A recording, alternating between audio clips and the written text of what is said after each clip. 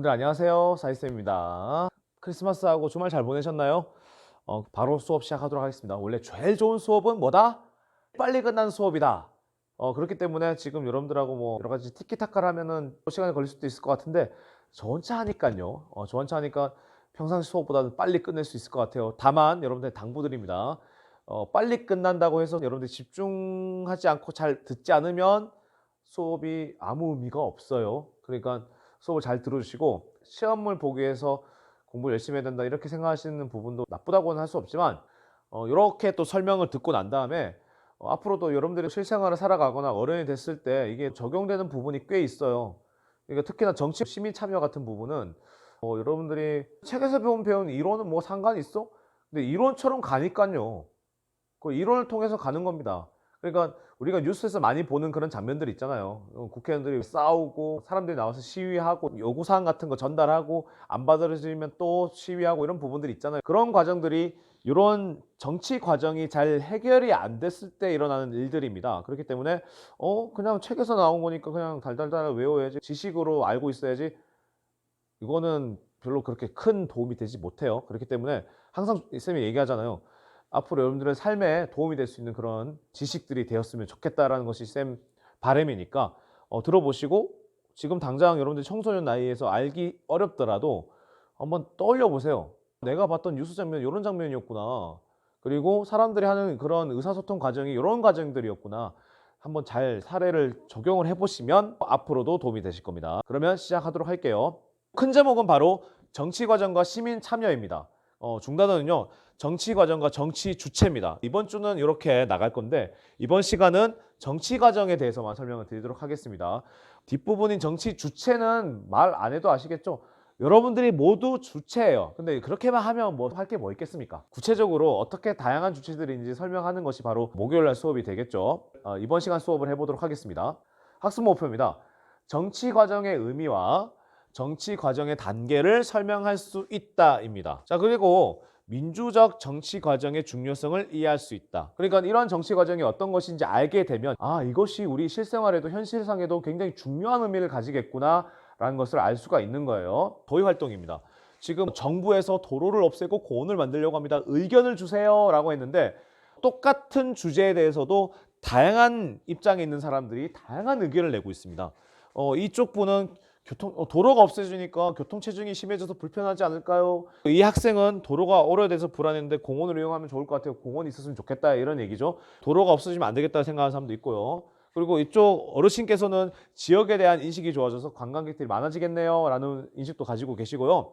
그리고 파란색 옷을 입은 이분은 도로를 이용해서 가게를 찾아오는 손님들이 줄어서 장사가 안 될 것 같은데요. 이분은 아마 가게를 운영하시는 분인 것 같아요. 그래서 각자 입장에 따라서 똑같은 안건에 대해서도 의견이 다르다는 거예요. 그러면 이걸 어떻게 해결해야 될까라는 부분이 오늘 수업의 주된 내용이 되겠습니다. 그래서 이런 도입 활동도 있는데요. 이 도입 활동은 책을 보시면서 한번 해보시길 바래요. 찬성할 것으로 예상되는 사람, 반대할 것으로 예상되는 사람. 뭐 쉬워요. 어렵지 않아요. 근데 이걸 왜 연습을 하냐? 우리가 적절하게 상대방의 의견을 잘 경청할 수 있어야 되고 속뜻을 파악할 수가 있어야 정치 과정이 제대로 풀리는 겁니다. 상대방의 의견도 잘 모르는데 어떻게 정치 과정을 하겠습니까? 사람들의 인식에 대해서 잘 생각을 해보시고 주장을 보고 그런 게 어떤 의미가 있는지 알아야지 사람들끼리 의사소통이 가능한 거겠죠. 그래, 의사소통이 돼야 정치 과정에 대해서 잘 이해할 수 있으니까요. 예, 다음으로 넘어가겠습니다. 자, 그러면 과제를 한번 드리도록 할게요. 앞서 도입 활동에서 봤었던 도로를 없애고 공원을 세우자라고 했던 그런 의견에 대해서 여러분들은 찬성을 할 건지 반대를 할 건지 한번 적어 보시고요. 그리고 클래스에 올리시면 돼요. 그리고 그 이유를 한두 문장 정도로 써보시면 되겠습니다. 자, 그런 것들로 시작해서 정치 과정이 시작되는 거예요. 아까 여러분들 그 활동을 하신 거예요, 지금. 그러면 정치 과정이 무엇인지 의미에 대해서 설명 한번 드리도록 하겠습니다. 정치 과정의 의미는요, 민주적이고 합리적인 절차에 따라, 이거 잘 아셔요. 민주적이고 합리적인 절차에 따르셔야 돼요. 그냥 과정을 겪는 게 아니고 민주적이어야 돼요. 그리고 합리적이어야 돼요. 부당하면 안 되는 거예요. 그러니까 이런 합리적인 절차에 따라서 정책을 만들어야 됩니다. 정책이라고 하는 것은 어떤 것들에 대해서 뭘 실시할 거다 안건을 내고 실시하는 것을 정책이라고 하는 것이겠죠. 정책을 만들어서 아까 봤던 그런 갈등들을 해결해 나가는 과정이에요. 정치 자체가 그런 의미잖아요. 다양한 사람들끼리 의견이 다를 수 있죠. 그런 의견으로 인해서 갈등이 일어났을 때 적절하게 해결해 나가서 다양한 사람들에게 이익을 주는 그 과정이 바로 정치라고 했었어요. 자, 마찬가지입니다. 이런 과정을 거쳐서 갈등을 해결해 나가는 과정이 정치 과정인 거예요. 자, 단계가 있습니다. 일단 첫 번째는 그런 의견들이 나와야겠죠. 다양한 입장을 가진 사람들이 다양한 의견을 내야 됩니다. 일단 다양한 이익이 표출이 돼야 됩니다. 자, 그러면 그런 이익에 대해서, 이익이라고 하는 건 나쁘게 생각하시면 안 돼요. 모든 사람들은 이익을 쫓게 돼 있습니다. 이익이라고 한다고 무조건 돈이다, 물질적이다, 이기적인 것이다 이렇게 생각하시면 안 되고요. 이런 교육을 통해서 여러분들이 얻고자 하는 것도 이익입니다. 이런 교육도 여러분들한테 이익을 주는 것이잖아요. 그렇기 때문에 이익을 무조건 나쁜 것이라고만 보시면 안 돼요. 어쨌든 다양한 이익이 표출이 됩니다. 그러면 이익을 묶어야 돼요. 비슷한 것끼리 묶어야 돼요. 자, 그러면 이걸 묶는 사람들이 있겠죠. 그러니까 이건 다양한 이익을 표출한 사람들은 개개인이 있을 수 있습니다만 이런 이익을 집약하는 단체들이나 기관들이 또 있어요. 조직들이 또 생겨요. 자, 이걸 뭐 여기서 안 적혀 있습니다만 이런 것들을 하는 게 보통 단체라든지 조합이라든지 조금 더 크게 가면 정당들, 요즘에도 이제 여당 야당 있잖아요, 그죠? 이런 사람들이 집약을 해서 국회로 보낸다거나 행정부로 보낸다거나 청와대로 보낸다거나 이런 식으로 해서 이 사람들이 결정을 해요. 자, 결정을 하게 되면 집행을 하겠죠. 자, 집행을 한다는 것은 결정된 사항에 대해서 그대로 실천하는 거예요. 자, 실천하게 되면 또 긍정적인 부분도 있겠지만 부정적인 부분도 있을 거예요. 거기에 대해서 정책을 평가하는 겁니다. 그러니까 우리가 이거를 그냥 달달달달 외운다고 시험 본다고 뭐 빅한 때려 넣는다고 그렇게 외우지 마시고 이런 과정을 통해서 사회가 움직입니다. 실제로. 학교에서도 마찬가지예요. 학교에서 쌤들 과정을 좀 설명드릴까요? 선생님들이 학생들에 대해서 좀 더 좋은 교육 환경을 만들기 위해서 의견들을 내십니다. 그러면 이런 의견이 각각 개인들이 있으면 나중에 이것이 뭐 교무회의라든지 여러 가지 다양한 회의체에서 집약을 합니다. 집약을 하고 나중에 그 회의체에서 결정을 합니다. 그러면 결정을 보통 교장선생님께서 하시지만 어쨌든 집행을 각 선생님들이 하십니다. 하시면 학생들한테 전달이 되거나 누릴 수 있겠죠. 그러면 학생들도 학부모님, 교사들도 평가를 하게 됩니다. 자, 이런 것들 잘 생각하시면 이런 과정으로 의사결정이 돼서 정책이 집행되고 사람들이 누리게 되는구나, 혜택을 받거나 불이익을 받게 되는구나 라고 생각하시면 되겠습니다. 자, 두 번째 과제입니다. 아까 말씀드렸던 이런 단계에 대해서 어떤 사례를 쌤이 설명을 했는지 적어보시기 바랍니다. 아까 쌤 학교의 사례를 들어서 말씀드렸죠. 세 번째, 정치 과정에 대한 의의입니다. 정치 과정을 통해서 다양한 가치와 이익을 조정합니다. 그러니까 예를 들어 볼게요. 그럼 과목이 3개예요. 국영수 이렇게 과목이 3개야. 근데 시험을 하루만 봅시다 라고 주장한 사람들은 빨리 끝내서 애들도 스트레스 줄여주고 성적도 빨리 내면 얼마나 좋아요. 이렇게 주장하는 사람이 있는가 하면 3일 봅시다. 하루에 한 과목씩 봅시다. 그러면 친구들이 학습의 양에 대해서 좀 부담이 적어지잖아요. 그러니까 이런 부분에 대해서 다양한 가치와 이익을 조정합니다. 그러면 이제 교장선생님이나 여러 회의 개교체에서 하루 봅시다, 이틀 봅시다, 3일 봅시다 결정을 하겠죠. 그러면 결정을 합리적이고 민주적으로 하게 되면 사회 통합이 이루어질 수 있습니다. 그러니까 뭐 불평부당하게 그렇게 하면은 사람들이 통합을 할 수 없어요. 서로 더 갈등만 심해지지. 민주적이고 합리적인 절차에 따라서 하게 되면 사회 통합이 되는 건 당연한 것이겠죠. 승복을 하겠죠. 다른 의견을 가진 사람들도 그것이 합리적이고 굉장히 타당한 결정이다라고 생각을 한다면 사회 통합을 하게 되겠죠. 이것이 바로 정치 과정이었습니다. 네, 이런 민주적 정치 과정의 중요성이 여러분들한테는 와닿지 않을 수도 있는데 와닿아야 됩니다. 그리고 실제로 그렇습니다. 정책과 일상생활에 관련돼서요. 정치 과정을 통해서 만들어진 각종 정책들 이런 것들은 우리의 일상생활 전반에 직간접적인 영향을 줍니다. 예를 들어서 지금은 있습니다만 임계천을 가로지르는 임계교가, 임계다리가 없다면 여러분들 만약에 면내 집이 있는 분들은 다리가 없으면 어떻게 돼? 헤엄쳐 오거나 배를 타고 와야 되잖아요. 그러니까 딱 정책 결정을 하는 거예요.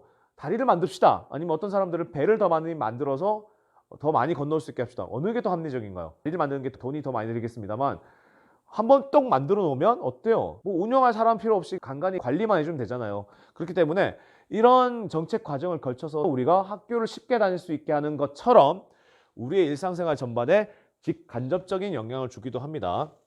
다만 정책 결정 시에 국민들의 의사를 충분히 반영을 해야 됩니다. 이게 바로 민주적 절차라는 거예요. 이게 의견이 수렴되지 않고 어떤 친구들은 저는 배 타는 거 좋은데요. 이 의견이 무시된다면 그냥 받아들이지 잘 안 된다면 이건 민주적인 절차를 거쳤다고 할 수가 없어요. 물론 이렇게 말할 수는 있겠죠. 배를 타는 사람들이 얼마나 운치 있어요. 그리고 뱃사공들 노덕상도 주면은 경제도 활성화될 거 아니에요. 이렇게 말하는 사람도 타당하죠. 그런데 이제 민주적 절차를 거칠 때 다리를 건설해야겠다라고 했을 때는 물론 그것도 타당합니다.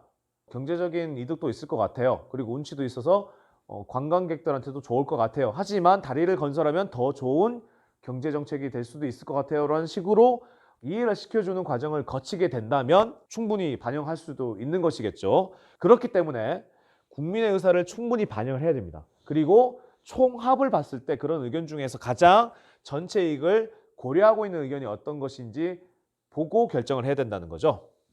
이런 걸 통해서 여러분들 일상생활에도 영향을 줄 수 있습니다. 두 번째, 민주적 정치 과정을 위한 시민의 역할도 중요합니다. 이걸 다 정부에서 한다, 국회에서 한다 라고만 생각하시면 안 됩니다. 자, 공동체적인 관점을 가지고 적극적인 자세로 정치 과정에 참여하셔야 됩니다. 말 그대로 요즘에도 코로나 때문에 심하잖아요. 그래서 2단계다, 2.5단계다 이렇게 하다 보면 상인들도 타격도 많이 받고, 그러니까 요즘에는 또 이제 심해져가지고 5인 이상 모이지 말라 그러잖아요. 식당에서. 그렇다면 다양한 의견이 나올 수 있을 거예요. 만약에 여러분들이 부모님이 가게를 운영하신다라고 했을 때 이런 정치 과정에 참여하셔야 됩니다. 그러니까 하시도록 만들어야 되고, 물론 정부에서나 국회에서나 다양한 시민들의 의견을 수렴을 받는 것이 더 중요합니다. 그런 과정이 있었을 때 적극적으로 참여해서 제 의견을 표시해 주셔야 됩니다.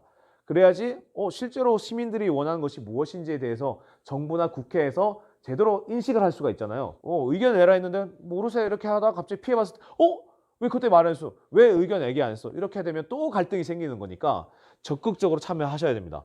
그리고 세 번째, 민주적 정치 과정의 중요성입니다. 시민이 적극적으로 참여하는 민주적 정치 과정을 거칠 때 더 좋은 정책이 만들어질 수 있어요. 대통령 혼자서만, 국회의원 몇 명만 모여서 이렇게 정책을 하게 되면 다양한 위치에 있는, 다양한 계층에 있는 사람들의 의견을 수렴할 수가 없습니다. 왜 이게 필요하느냐? 다양한 입장에 있는 사람들의 의견을 총합적으로 들어야만 이게 사회 전체적으로 어떤 이익이 있을 수 있는지, 그리고 어떤 불이익이 있을 수 있는지 고려해 볼 수 있기 때문이에요. 그렇기 때문에 이러한 정치 과정을 시민들이 적극적으로 참여하는 가운데 이루어져야 좋은 정책이 이루어질 수 있는 거예요. 그러니까 여러분들 학교에서도 마찬가지입니다. 학생회가 있고 학급 회의가 있을 수 있는데 그때 의견을 안 내고 그냥 가만히 있다가는 여러분들의 진짜 필요한 일들을 진행할 수가 없겠죠. 그러니까 여러분들도 실생활에서 그리고 학교 현장에서 여러분들이 다양한 의견을 낼 수 있도록 노력하는 것이 가장 중요하다고 할 수 있습니다. 교과서 185페이지 보시면 이런 과정들이 잘 나와 있어요. 교육 현장에서 어떤 법들이 만들어진다라는 것을 이렇게 1번, 2번, 3번, 4번, 5번을 통해서 보여지고 있으니까요. 이런 과정도 한번 잘 살펴보시고 여러분들이 겪고 있는 그런 정책들도 이런 과정을 거쳐서 만들어진 것들이에요. 그러니까 여러분들 현실에 동떨어져 있는 부분이 아니고요. 정치 과정이 어떤 것인지 잘 알아두셔야 되고 정치 과정에서 무엇이 중요한지 잘 알아두셔야 됩니다. 일단은 민주적 절차 그리고 합리적 절차가 있어야 되고 시민들의 적극적인 참여도 꼭 필요하다는 점 잘 기억해 두셨으면 좋겠습니다. 다시 한번 말씀드립니다만 사회 수업은 그냥 책에서만 있는 그런 수업이 아니고요. 실제로 여러분들한테 도움이 되는 수업이 되었으면 좋겠습니다. 그러기 위해서는 여러분들이 또 적극적인 참여가 또 필요하겠죠. 자, 오늘 수업은 여기까지 하도록 하겠습니다. 여러분들 안녕.